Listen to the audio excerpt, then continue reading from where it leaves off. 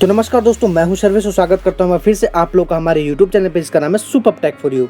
तो दोस्तों आज की इस वीडियो में हम रिव्यू करने वाले एक और स्मार्टफोन का, जैसा कि दोस्तों हमने पिछले वीडियो में रिव्यू किया था एक स्मार्टफोन का जिसका नाम था Realme X3 Pro। तो दोस्तों वो Realme Pro फ़ोन भी Realme की तरफ से आ रहा था और दोस्तों ये फ़ोन भी Realme की तरफ से ही है। तो दोस्तों इस फ़ोन का नाम है Realme X2 Pro। तो दोस्तों आज की इस वीडियो में हम इसी का रिव्यू करने वाले हैं। तो दोस्तों अगर आपको भी इंटरेस्ट है इस फ़ोन में, अगर आपको खरीदना है इस फ़ोन को, तो दोस्तों देखते रहिए इस वीडियो को लास्ट तक। अगर आपने हमारे चैनल को अब तक सब्सक्राइब नहीं किया गया या फिर आप हमारे चैनल पे अभी नए हैं, तो दोस्तों हमारे चैनल को सब्सक्राइब कर लिए, साथ ही में बेल आइकन को ऑन कर लीजिए, जिससे वीडियो की सारी नोटिफिकेशन सबसे पहले आप तक पहुंचती रहे। तो चलिए दोस्तों बिना टाइम वेस्ट किए वीडियो को स्टार्ट कर लेते हैं।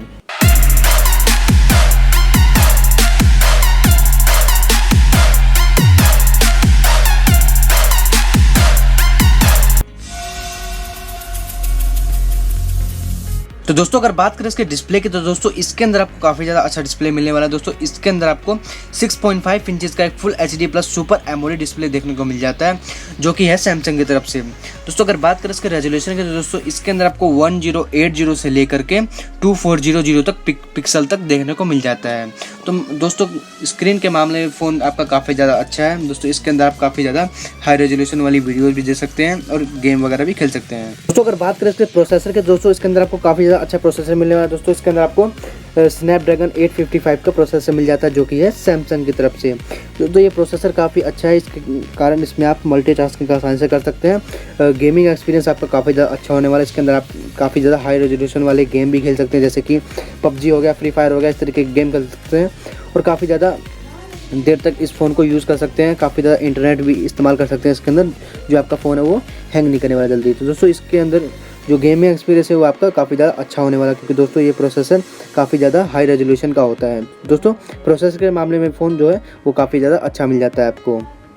तो दोस्तों प्रोसेसर के बाद बात करें अगर इसके बैटरी के, तो दोस्तों इसके अंदर आपको काफ़ी ज़्यादा अच्छी बैटरी मिल जाती है। दोस्तों इसके अंदर आपको काफ़ी ज़्यादा लॉन्ग लास्टिंग बैटरी मिल जाती है। दोस्तों इसके अंदर आपको 4000 mAh की एक बड़ी बैटरी मिल जाती है। साथ ही में एक फास्ट चार्जर मिल जाता है 55 वॉट का, जो कि आपके फ़ोन को 35 मिनट में फुल ही चार्ज कर देता है। तो दोस्तों ये फ़ोन जो है काफ़ी ज़्यादा आपको फीचर के साथ मिल जाता है। तो दोस्तों बैटरी के बाद बात करें अगर इसके स्टोरेज की और रैम के, तो दोस्तों इसके अंदर आपको काफ़ी ज़्यादा अच्छी रैम और स्टोरेज दोनों देखने को मिल जाती है।